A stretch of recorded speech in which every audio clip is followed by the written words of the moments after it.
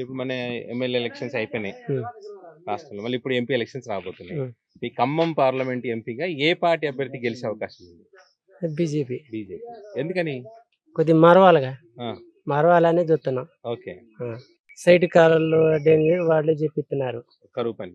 కరువు పని. ఆ, ఇంకేంటంటే బియ్యం కూడా నరేంద్ర మోడీ పంపిస్తుండు రేషన్ బియ్యం. Ration okay. బియ్యం.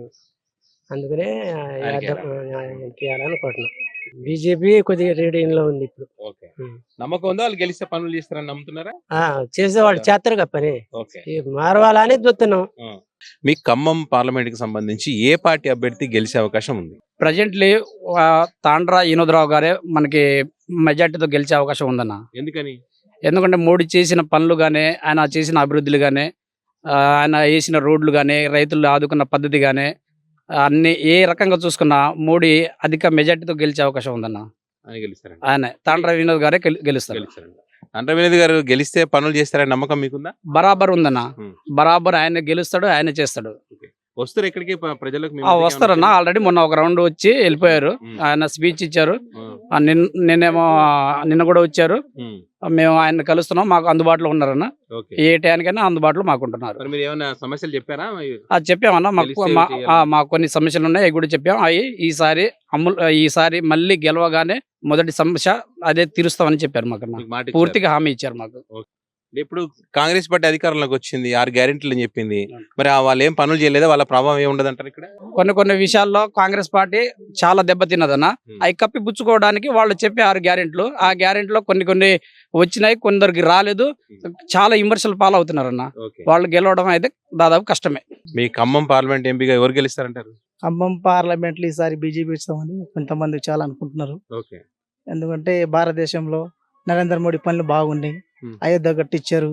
ఆయన 3వ సారి ముచ్చటగా ప్రధాని అవుతారు చాలా మంది అంటారు. అందుకోసం ఈసారి కూడా భారతదేశానికి నరేంద్ర మోడీ ప్రధాని అవుతారు. మీరేమనుకుంటారు జనరల్ సంగతి? జనరల్ సంగతి అంటారా? చాలా మంది 90% నరేంద్ర మోడీ అంటారు. మీరు కూడా అటువైపు అంటారు.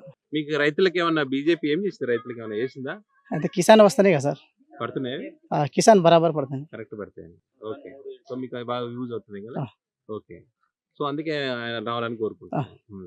మరి ఇప్పుడు బీజేపీ పార్టీ అభ్యర్థి ఉన్నారు వినోద్రావు గారు. ఎప్పుడన్నా మీ ఏరియాకి వచ్చారా? ఇక్కడ రాలే, 2 సార్లు తిరిగారులే కానీ ఇప్పుడే స్టార్టింగ్ వస్తుంది కదా, వస్తారు చేస్తామని చెప్పారు. నమ్మకం ఉంది ఆయన? నమ్మకం ఉంది. ఇప్పుడు ఎంపీ ఎలక్షన్ జరుగుతున్నాయి కదా, ఏ పార్టీ వస్తే మీకు మేలు జరుగుతుంది? మోడీ గెలవాలి. ఓకే. ఏమైనా చేసిండా మోడీ మీకు? చేసిండండి. పనులు చేస్తున్నారా ఏమన్నా? బాగానే చేస్తున్నారు. ఓకే. మీకు వస్తాయి రేషన్ బియ్యం వస్తాయి కరెక్ట్ గా? వస్తున్నాయండి. మధ్యలో ఏమన్నా డుమ్మ కొడతారా?